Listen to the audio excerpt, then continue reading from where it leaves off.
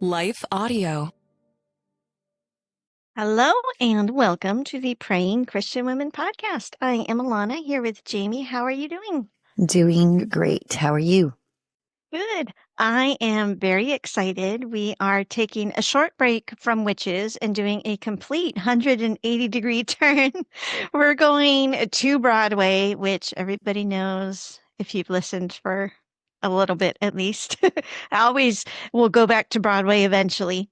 So, let me tell you the story behind why I wanted to cover this topic slash song today. So I was subbing for middle school English for the last week of school, and it was an unexpected departure from their normal teacher. So I didn't have sub plans. So I just kind of had to come up with my own something or other. So one day we talked about character motivation and we talked about I want songs. Is that a phrase you're familiar with in like musical theater or Disney lingo? No, I have never heard of that. It was a really fun lesson to do with the kids. So basically, an I want song, especially if you think about Disney movies, but almost every musical has what is called an I want song. And this is where the character sings their motivation. And it usually comes toward the beginning and it tells you like their driving desire. So really common ones, like in The Lion King, we have I Just Can't Wait to Be King. Or Moana has her really beautiful song, How Far I'll Go, about how she longs for the ocean. Entangled, she's got the song When Will My Life Begin? Because she just wants something to happen in her life. Belle sings, I want so much more than this provincial life. So every Disney movie and just about every musical that has singing in it, the main character gets what's called an I want song. And so what we were doing in class is we were going through different I want songs first to just identify what is driving this character. But what I realized as we were going through it is that every single I Want song, you can go deeper and deeper. And basically, what we're talking about is what you and I have talked about before. And it's like the prayer behind the prayer behind the prayer. And Ooh, I love so it. you might say, okay, so just off the cuff, tell me a Disney movie that has singing, and I'll see if I can do it on the fly and tell you what Okay, I mean. The Princess and the Frog. I haven't seen that one. Okay, am I drawing a blank? Disney Cinderella. Cinderella. Okay. She's the one I think she sings One Day My Prince Will Come, right? I Does that think sound right? so. That sounds right. It's one of the OG. Basically all of the I Mm-hmm. Want songs in early Disney, all the princesses wanted their Yep. prince. So what she wants is her prince to come. And so on the one hand, you can say, okay, she wants romance and true love. But then what you have to ask is, what is the deeper motivation? And then what you're trying to get to is the universal motivation that will ring true for every single human who has ever lived, or at least like 98% of humans who have ever lived. So not everybody wants to marry a prince. So we could make it more universal by saying, oh, she wants to marry her true love. Well, not everybody is motivated by love and romance, right? Either you're too young to care, or maybe you've moved beyond it, or you've been burned by love. So then you ask, well, what is an even deeper driving universal motivation that goes beyond romance? Maybe it's just to be like loved and understood, or maybe like Cinderella specifically, it's this universal fantasy of being rescued from a life of dullness, you know? And so what we realize listening to these I Want songs is like, you can kind of list three or maybe at the most four or five like universal motivations, and every song is going to take you back to one of those. And so what I loved is none of the kids, like all the middle school kids, were too young to have ever watched Fiddler on the Roof, which is the I Want song we're going to be talking about today. Another, like when you're talking about super famous I Want songs, you go to Fiddler, If I Were a Rich Man, because it's just fun. I know some pop star redid it, but I don't know who. Have you heard that version, or do you know what I'm talking No, about? I have It's not. been redone in a bajillion different ways. Apparently, I was watching a cute documentary about Fiddler. Apparently, Fiddler on the Roof is super popular in Japan. Like, this is a musical that truly does have universal appeal. And its I Want song from its main character is If I Were a Rich Man. And on the surface, he's just singing about how he wants to be rich. and it doesn't sound like much, and it's kind of a silly song. So on the surface, you think of, oh, this is just like a fun little goofy song about somebody who wants more money than he has. But what I'm going to do is I'm going to walk you through it, going kind of like what we did with the middle schoolers, going deeper and deeper and deeper, and also talk about how this song can be a really powerful prayer template. And I'm not at all being like facetious or ironic. I feel like analyzing this song, not to be overly dramatic, is like the culmination of just about everything that you and I have ever talked about in Praying for Sweetness. That's how Wow. excited I got about it. This is exciting. This is good. So, so tell me about your knowledge and experience with the musical Fiddler on the Roof. So I know I saw it live somewhere. I don't know when. I was pretty young, and it was one of the first like musicals I remember seeing. Is it the one with Matchmaker? Yes. Okay, so I remember the matchmaker scene with the girl with the basket, and it's matchmaker, Hmm. matchmaker, make Yeah. me a match. And I remember him literally sitting on the roof, Tevye, right? Uh-huh. Tevye is the And main character. Yep. singing, and Aw. and I remember him singing If I Were a Wealthy Man, If I Were a Rich Man. Yep. I remember it being like the feeling I got when I saw it. I mean, I just remember it was a really good thing. But if I had to recall the actual like plot from beginning to end, I wouldn't be able to tell you. So I know pieces of it, and I Yes. know it's is this the little girl? Oh It's my the gosh, that song is so sad and beautiful. yeah. There's some really, really good songs in there. For anybody who needs the warning and the reminder, Act Two is so sad. Like it's a feel good. Act One is so feel good. And then it just goes so downhill. Like it does not have the regular happy musical beats Mm, past the first two-thirds of Act One. But really, really important. The very basic premise is Tevye is a Russian Jew in, I'm going to guess, the early 1900s, because there's still a czar. So it must be, yeah, early 1900s. And he's got three daughters who are all getting close to marriage age.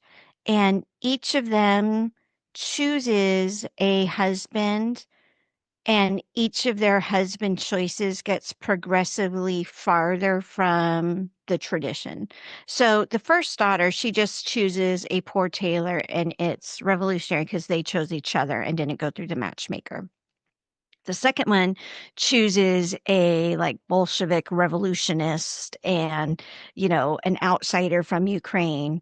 So that's an even bigger deal. And then the last one marries someone who's not even Jewish and ends up like devastatingly getting disowned by her. Like the whole, like I said, Act Two, so sad. Act One ends on a pogrom. Like it's really, really not the happy musical that you would think it is if all you knew is the song If I Were a Rich Man or Tradition at the beginning. Do you remember that one?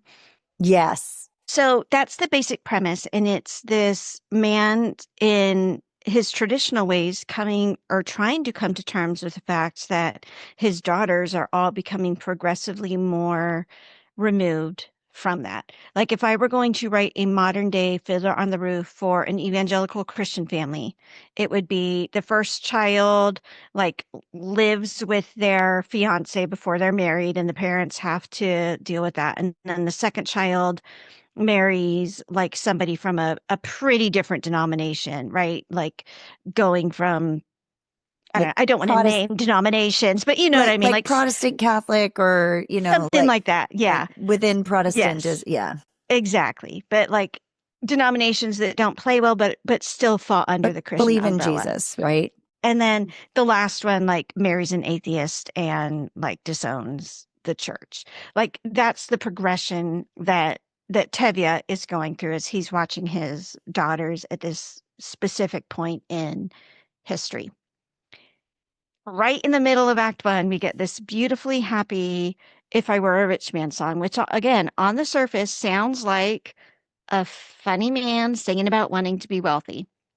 But we're going to take it and go like deeper and deeper and deeper into it and see how this is actually the most profound template for prayer that I have ever found outside the book of Psalms or outside the Lord's Prayer or anything in the New Testament. So it starts off with the very basic, if I were a rich man all day long, I'd bitty bitty bum. Like basically, the scene is he's feeding all his chickens and cows and he's working really hard and he's just kind of singing to himself about being a rich man. But here's the other thing I love about Tevye, the main character. He is always talking to God in the most conversational style that I have ever heard anybody speak to the Lord. And yes, I know that Tevye is not a real person, but from now on he's real in my heart. So bear Hmm. with me. He just talks to God. And so he starts off the song. He says, "Dear God, you made many, many poor people.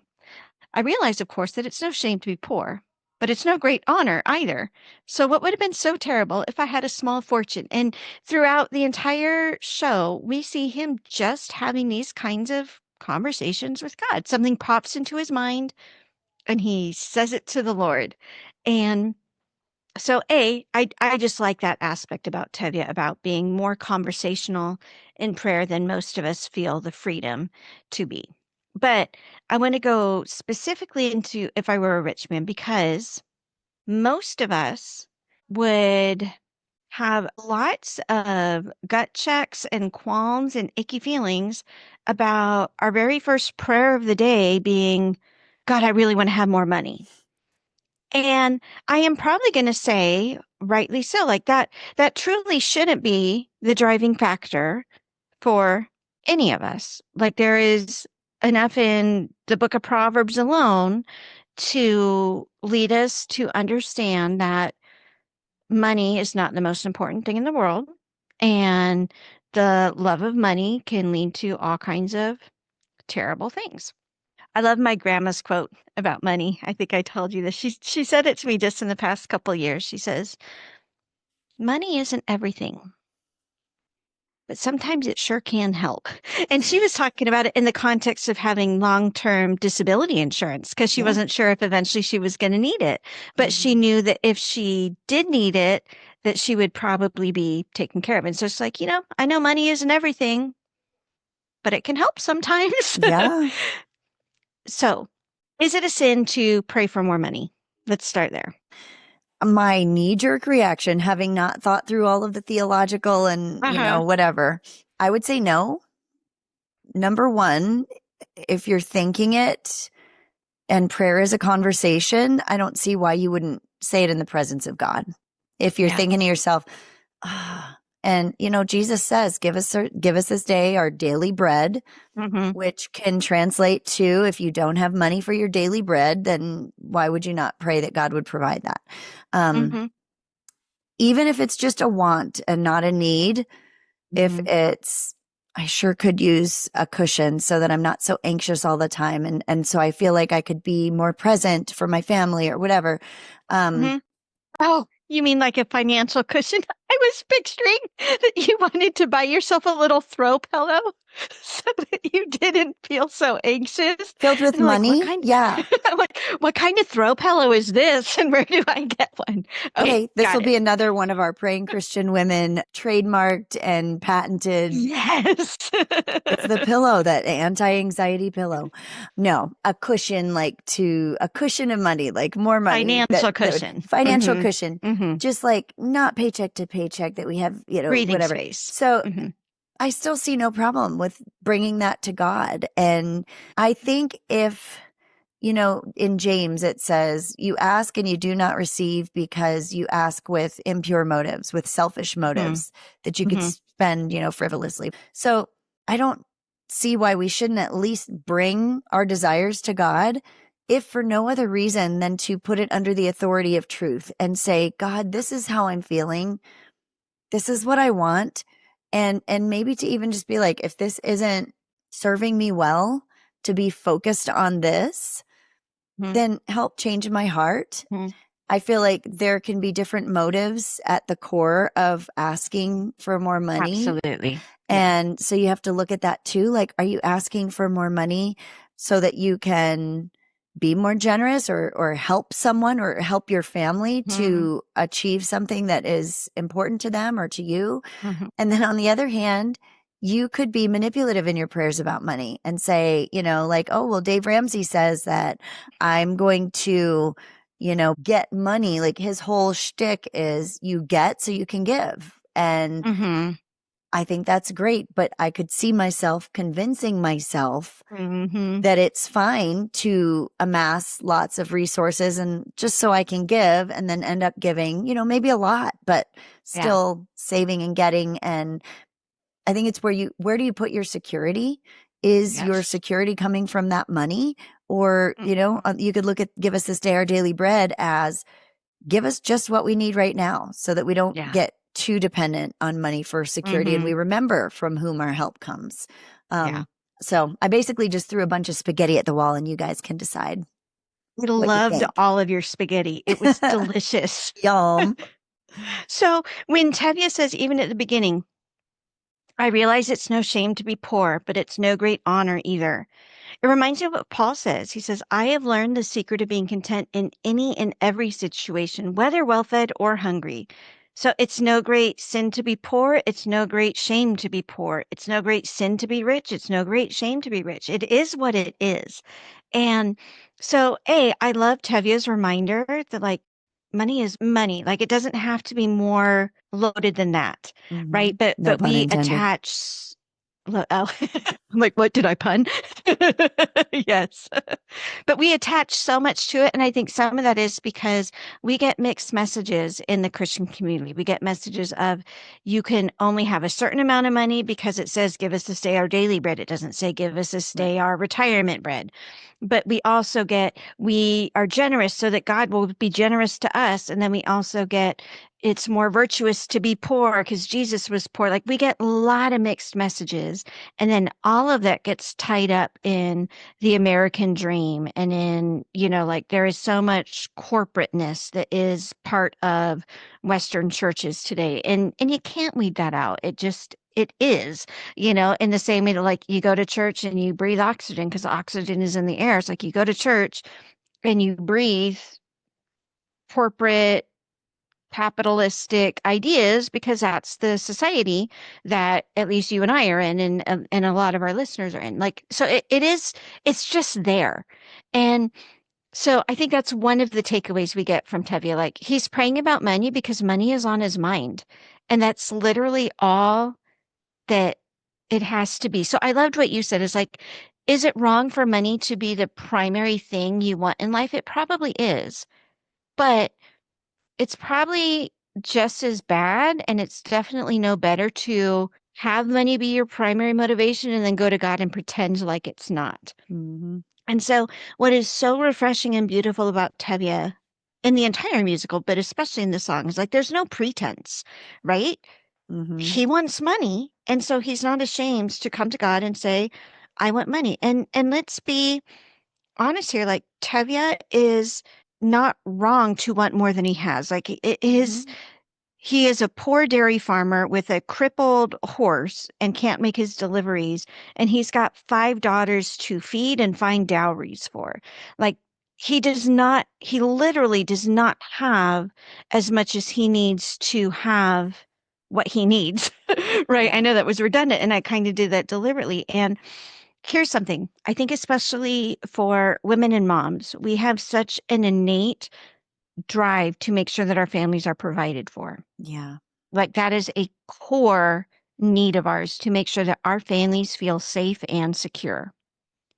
But we're also told from a lot of areas that it's wrong to pray for material things or it's wrong to put your trust in material things. And yes, it is wrong to trust in your riches over God, but it's not wrong to want to know that your family's not going to be hungry next week.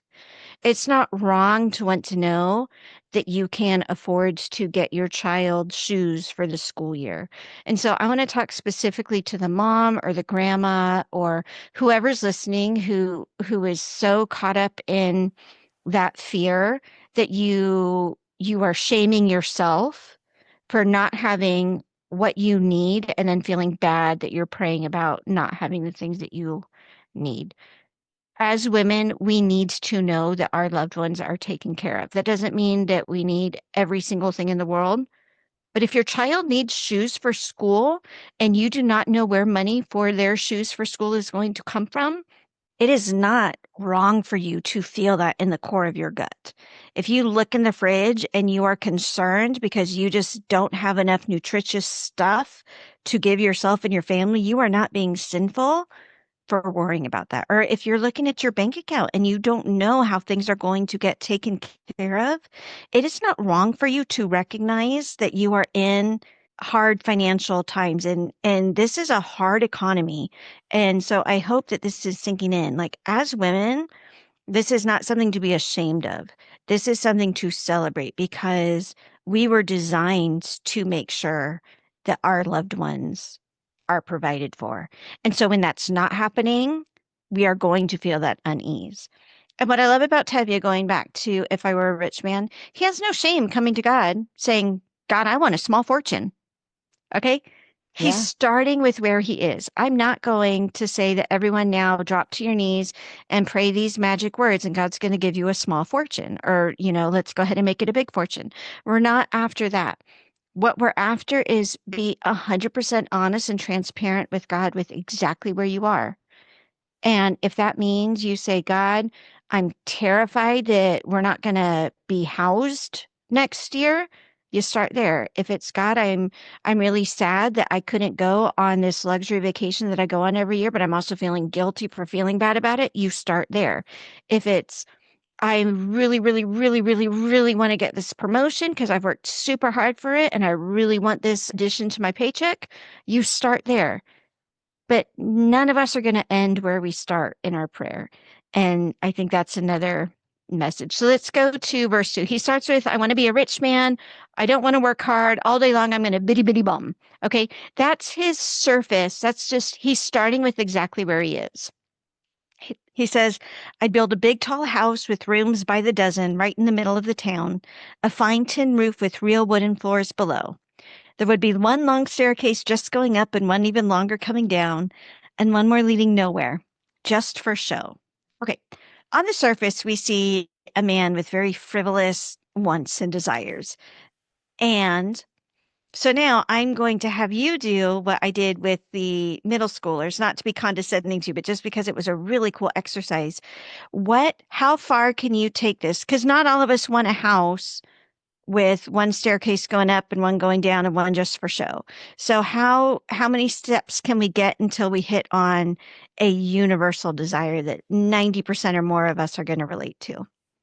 So I think he wants to be able to have nice things. Sure. And to me, the just for show makes me think that he wants to have something he can take pride in and something that he can be proud of. Hmm. Yeah. And sometimes there is a reason for beauty. Like it took me a long time to realize, but that's what having houseplants has taught me Mhm. because I grew up so stoic that anything that didn't have a very precise function was a waste of time and money and energy. And so I literally got into houseplants when I learned that they cleaned the air. That gave me permission to have them because they were serving a purpose. Now I've learned to appreciate them because they are beautiful additions to my space and learning to be okay with that. It's kind of like, does our sanctuary, and I'm guilty of this. We have this little spot in our church's sanctuary where we can hang like a little banner. And there are some people in the church who take a lot of joy out of changing that banner from season to season or having it match the fake flowers on the centerpiece or things like that. Have I in the past rolled my eyes a little bit about it? Mm-hmm. Do I, at least on a logical level, recognize that there is a place for something to be beautiful just because it's beautiful? Absolutely. Yeah, look at Solomon's temple Yes. and Mm, the care and the artisans, the everything that went into that to just make it beautiful for the glory of God, just for beauty's sake. And mm. I'm that way. I was always very much like, I'll put time into a vegetable garden, but I don't Yep, want but not flowers. flowers. Like, I why would was I the want same. flowers? Hmm. And over the years, I've started to understand more. I'm kind of that way about fashion. I don't personally have many fashionable clothes or any, Mhm. but I can appreciate the artistic expression of Yes. fashion on a Mhm. cerebral level where I can Mhm. see, you know what, that's somebody's expression of beauty.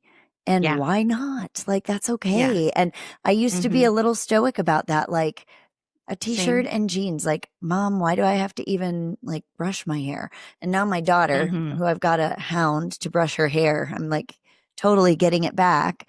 But That's hilarious. same with hairstyles and extensive Mhm. makeup. Like, I don't do either of that really. And, but I can totally appreciate the value in beautiful Mhm. things. So, Yes. This was driven home to me when we did our Proverbs 31 study. That was mhm, honestly, I think my biggest or one of my biggest takeaways. We did a whole mini series on how does a Proverbs 31 woman pray. mhm, And I realized how much baggage I carry about things that are seen as frivolous, and how silly it is to like who cares if someone chooses to put lipstick on before church or not? Like mhm, that's her and God. And yeah, some people are doing it for right reasons, some people are doing it from habit, some people are abstaining for poor who cares? It's it's like what color socks am I going to wear? It literally does not have to have any bearing on your life. But if it does, then whatever you do, do it for the glory of God. mhm. And I think that again, as women, just like we were designed to protect our homes, we're designed to bring a sense of peace and calm and beauty to our homes. And some of us do that in one way, some of us do it in another way. And I think a lot of women, especially in the church, get shamed for wanting to have a beautiful space. Yeah. I remember being part of a church that had just built its first building. And in a way, they did it well, but in a way, they also poo-pooed it. Like they had a decorating committee and they recognized, like they stated, we want you ladies to make our church beautiful. But there was also a little bit of kind of like jostling and teasing and be like, you do the pretty work and we'll get the roof on. Do you know what I mean? There was a Mhm. little bit of that too. And why can't we have both? Like Tevye wants a big tall house with a real tin roof and he wants a frivolous staircase for no reason whatsoever. But here's what I'm also saying about Tevye. He still is being a little frivolous here, but we can go and we can ask ourselves, okay, but what does he really, really want? Because I think sometimes with prayer, we don't even know the prayer behind the prayer till we start Mhm. praying. And Tevye is just scratching the surface still. But could you read the next part about the yard with chicks and turkeys? Yeah, which rings hits home for you, right? With your new I know. chickens. We just got some meat birds. It's been really fun. We haven't had chickens in like 5 to 8 years. That's It's been a been fun long getting back time. into it. Hmm.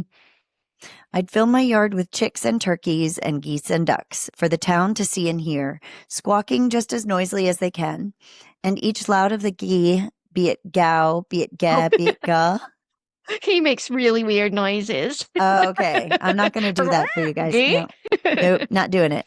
Would land like a trumpet on the ear, as if to say, "Here lives a wealthy man." Ah. All right.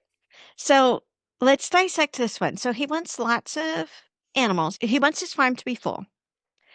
We have, on the one hand, the food security Hmm. and living in Alaska, living in rural Alaska, living around people who have always lived a subsistence lifestyle. I understand what food security means more than I ever did back when you just drove yourself to a store and got your groceries. Food security is just knowing that if you don't get to town for 3 weeks for this, that, or the other reason, that you're still going to have enough to eat. Hmm. And so, on the one hand, there's the only more universal desire is probably for water and I guess oxygen Hmm. than food, so he's hitting on that, but he's also hitting on another motivation that most of us would shy away from admitting to ourselves or to each other or to God. He says he wants all of the squawkings to land like a trumpet on the ear, as if to say, here lives a wealthy man. he does want the sign of wealth. So in our culture, for a lot of people, that's the car or that's the fancy purse. Those are the first two that come to my mind. Can you think of any others? I think the cars and purses are the biggest ones. It used to be watches, and I think in certain circles it Yeah, I might still guess be, but now we all watches. get our we all get our time from our phones. Yeah, Um, watches. Gadgets. Yeah, the newest smartphone. Although everyone kind of Hmm. has sort of the same phones. Like, I don't feel like, I mean, Mm, I know there's a spectrum, but yeah. yeah, I think, yeah, probably. And maybe just like I know in our neighborhood a lot of people are meticulous about their yards, and Hmm. that doesn't mean you're wealthy, but it's like it's another pride thing. Yeah, It it's taking it's care of not a your sign of space. wealth, but it's Hmm. like a pride thing. And I see that with the, one more staircase leading nowhere just for show. Hmm. And, those ideas of just wanting it to be more than just comfort for his family, but wanting other people to know. So that to me says, Yeah. I want to be respected. Like Yes. I want and as we see later, it's not necessarily like respected for how hard. Well, maybe it is. He's later on he talks about, not having to work, but like maybe he Hmm. wants people to say all of his hard work, and maybe he wants to know even for himself, Hmm. like all of this hard work has gone for something. Yeah. Yeah.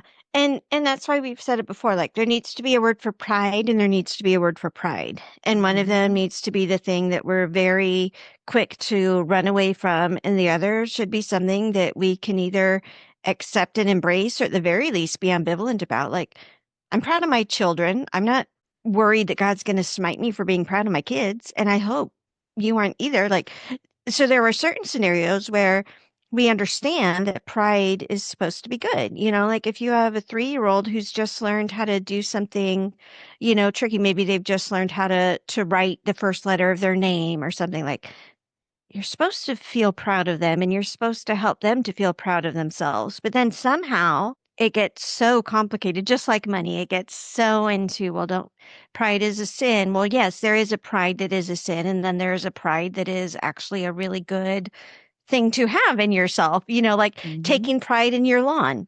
That could be a sin. That could be a really wise way to steward what God has given you. And it all comes down to Mm-hmm. what's in your heart.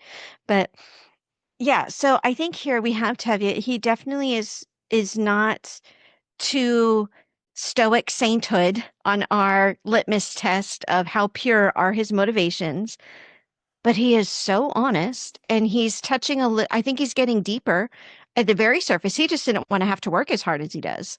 The next level is he wants to be respected by people. And I think we can call that a universal desire Mm-hmm. that at its core is not wrong. It is not wrong to want to be respected. Now, it's wrong to want to be like worshiped or envied or things like that.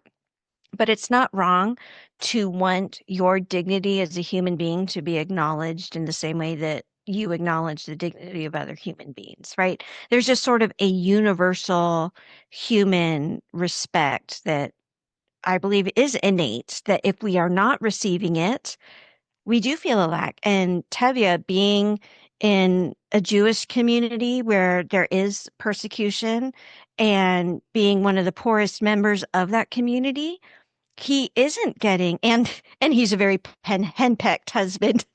He's not getting the respect that universally a human deserves. His first way of knowing how to express that is saying, I want a great big long staircase going up, Mm-hmm. right? Just like, the middle-aged man, their first thing, I need the sports car. Okay, but what's deeper than that? And then what's deeper than that? And then what's deeper than that is I want the respect that I am owed just because of the fact that I am a human being who is created in God's image. And you can't fault somebody for knowing that because I am a human being and because I'm a child of God, I deserve the baseline level of respect that every human deserves. Then we go down to, he talks about his wife. He says, I see my wife, my Goldie, looking like a rich man's wife with a proper double chin. And I love this. I love that line. That is so funny. Supervising meals to her heart's delight. I see her putting on airs and strutting like a peacock. Oh, what a happy mood she's in. Screaming at the servants day and night. Okay, so if you want to put on your super, super judgy Christian hat, tell me everything that's wrong with Tevye's motivations from this verse. He is praying for excess and gluttony to the point that she's, has more weight than she needs, which to him Uh-huh. symbolizes prosperity. Yeah. And supervising meals, putting on airs. Again, the word pride comes to mind, Hmm. strutting like a peacock, and then, being happy herself and yet screaming at the Yeah. servants and making them feel small. Not Yeah. very Christ like. That part especially. I don't like that last line. Yeah. But we can, if we want to be very gracious toward Tevye. I mean, we're starting with, you know what, Tevye, you are where you are, so go ahead and tell God where you are, Right. and don't censor it. So that's good enough. But other than the screaming at the servants, which we don't want to get behind, um, I think there is a sense, kind of like what we talked about with mothers wanting to know that your family's taken care of. There is a sense of just wanting to know that your loved ones are provided for. And so, if we want to go to his deeper motivation and maybe try to hit on the universal motivations, it's I don't want my loved ones to worry.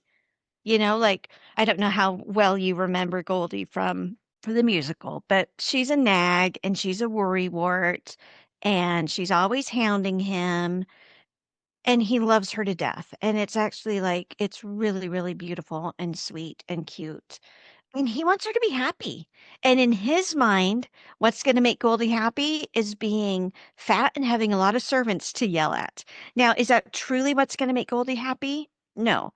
But that is just his most uncensored first knee-jerk reaction to this universal motivation of I want the woman that I love more than anything in the world to be happy. So, again, just like all the other verses, we are getting the uncensored Tevye, and then we can just shave aside a tiny, tiny bit and hit the layer that has no sinfulness, no selfishness whatsoever, and that is just this universal God-given desire to see your loved ones happily provided for. Like even John in one of his epistles, he says, I have no greater joy than that my children are walking in the truth.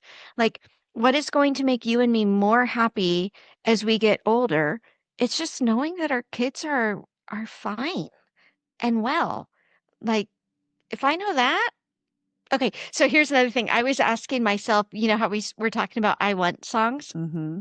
I was going through my entire Broadway repertoire and I was being like, out of all these beautiful, because they're usually very belty, they're usually like Yeah. down from the gut. I was trying to see what is my life's I want song. Mm-hmm. And what I realized was it's the song I might get teary, like, it's the song that Goldie sings to her daughters for her Oh. Sabbath prayer. And she Oh. just wants them happy, Yeah.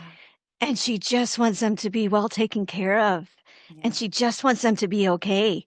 That is like, that's not a selfish desire to have Mm-mm. for your loved ones. No. Whew. Okay, let's go to the next verse. Can you read it about the most important men in town? Yes. Before we do that, can I say one more thing about this last Mhm. part? I feel like Tevye is like, he probably sees her hard work and this idea of her yelling at servants. I picture him picturing her yelling at him, and he still loves her. He knows that she loves He him. loves her That's so just her much. way.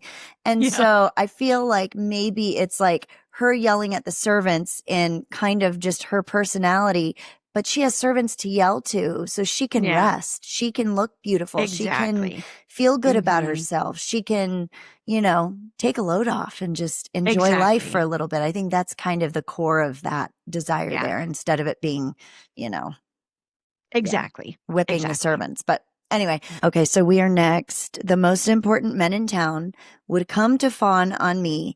They would ask me to advise them like a Solomon the Wise. If you please, Reb Tevye, pardon me, Reb Tevye, posing problems that would cross a rabbi's eyes.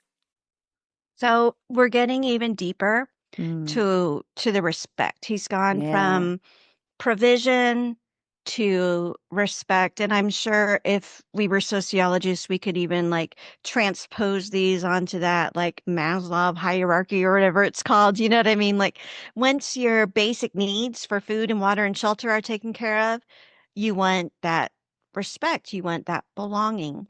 Now, yes, if I'm going to put on my really, really judgy Christian hat, I'm going to look at him and wag my finger at him for not knowing that he is loved by God no matter what other people think of him.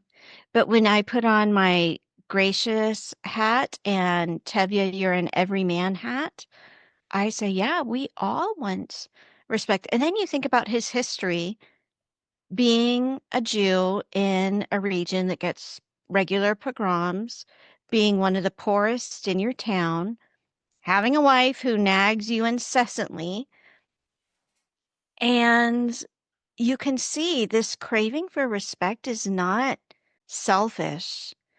And I think this is the first verse where I don't even think we have to scratch off a layer Mm-hmm. to get to the pure, non sinful, uncensored Tevye motivation. Some people might disagree a little bit. Some people are going to say, well, you should be so secure in who you are in Christ that you don't need the esteem of others. But honestly, I think that could be a little prideful. It's almost like I don't need what every single human actually does need, which is community. Like if you don't like the word respect, if that feels too close to pride, just community and belonging, please don't be so arrogant to think that you don't need that.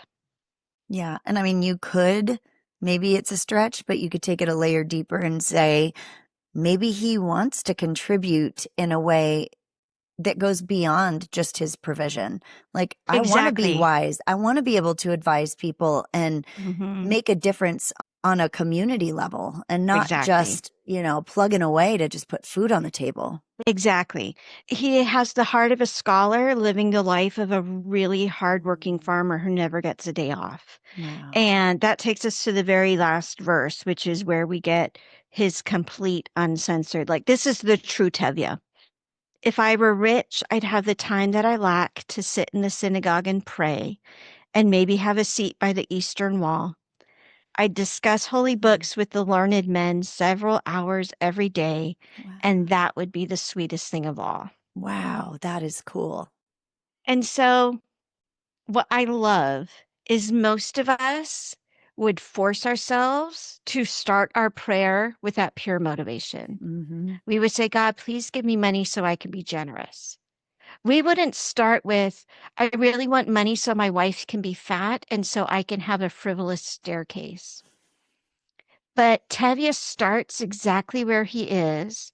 And with each verse, he peels back a layer and reveals more of his actual motivation until you get to something that is so pure and so beautiful.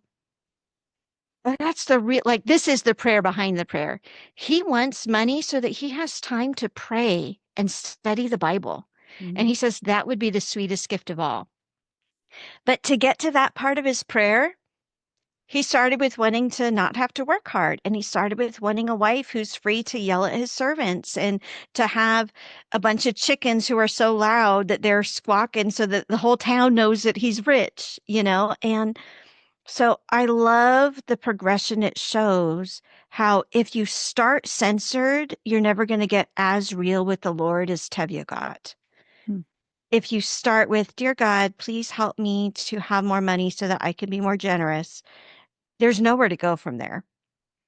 If you start with, God, I am so stressed out about money right now. I just need 2 weeks where I don't have to worry about bills. I just need like I need a job where I know that if my kid got sick, I could take a few days off and not have to not be able to make my utilities. Like you start where you are and then you can get to like the true center. But if you try to censor right from the beginning, you're never going to get there. And also, you miss out on true relationship. It's kind of like the difference between pouring your heart out to your best friend over coffee and Hmm. standing at a Miss America pageant saying your deepest desire is for world peace, you know? Like Yes. you're losing a lot Yeah. of Yeah. relationship. So, what stands out to you from this the most? The last segment, that's really sometimes I think like when I'm not even necessarily financially, but like in a place where I feel like I'm so tied up with practicalities or so worried about a certain thing that I'm not able to I don't have the energy to pray. I don't have that Mm, space. I think about that sometimes when I'm not in those situations and I do have that time and that space. I feel very privileged because I think there are some mm, people who don't have the time and space to pray right mhm, now and mhm. to, Yeah. not that you can't pray on the fly and incorporate it into parts, but There's a meditation. He's difference. talking Yep. about sitting in the synagogue and praying. Mhm, He's talking mhm. about sitting by the Eastern Wall. Is that the Wailing Wall? Or I guess the Eastern I Wall is in, assume probably so. in, I maybe think he that's must in be thinking Russia. about I don't know. Israel. That's I what don't I know was either. wondering. I don't know Yeah. either. But basically to, to sit in God's presence and just even to contemplate. I mean, Mhm. I think a lot of times about how philosophy feels like it's dying because people are so busy with doing and just even the time, to sit and think and be and listen. So that's that I didn't read ahead, so that took me by Oh, good. I'm glad. surprise. Yeah, I was No taking it spoilers. section at a time. And yeah, so that really took me by surprise. Yeah. Yeah. So I would say some of the takeaways, be as candid with God, like be painfully candid with God. And he already knows where you're at anyway. So don't try to put on a better face. Don't be the person on the first date trying to be 10 times more impressive than you are. Like be genuinely who you are because God already knows.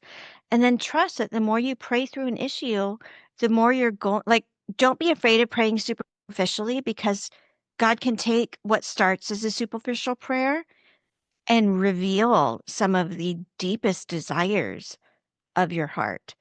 So I would say even listener homework, aside from everyone going out and watching at least the first act of Fiddler on the Roof, Yeah, that's what listener I'm going to homework do. would be like take a desire you have, even like tell me if you want to, I'll tell you the assignment, then you tell me if you want to do it on the air candidly.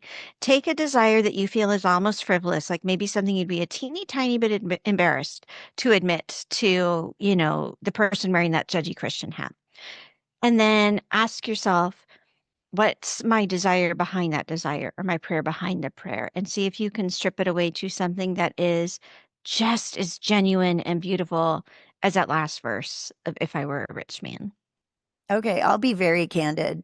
Yes. Um, we went camping this weekend with some friends and everyone was wearing bathing suits and Mm, I was wearing a bathing suit and I had like a cover thing that was pretty modest that covered as, mm-hmm. more.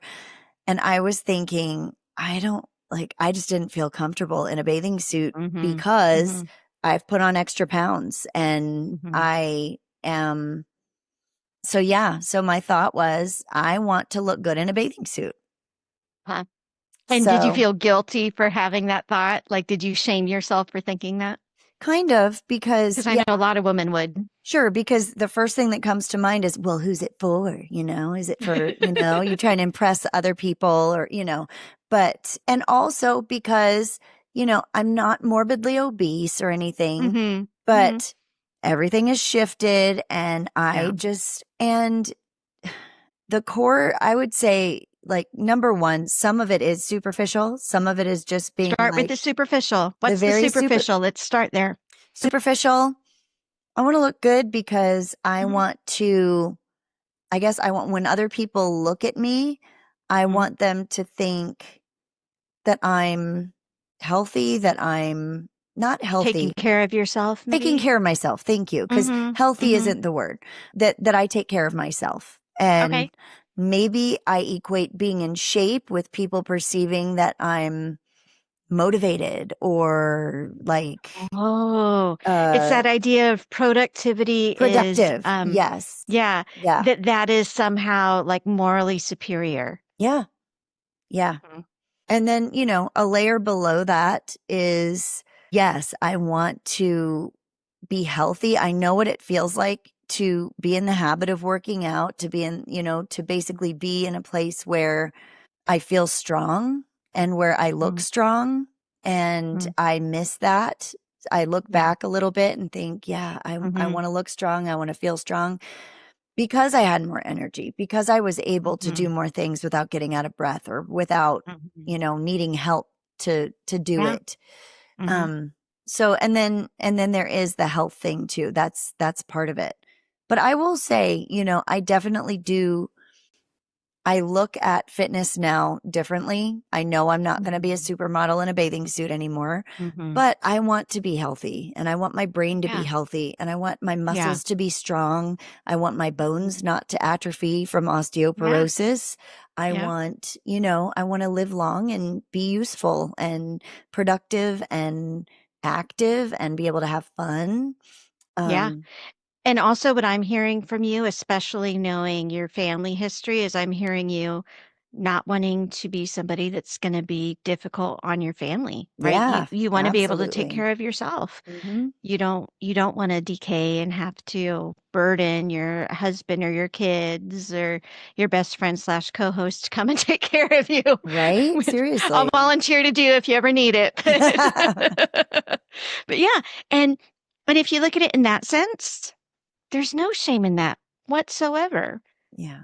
That's a beautiful thing. I want my body to last so that I can keep serving the people I love for as long as I'm alive. I'll put an amen to that without having to add any qualifications to it.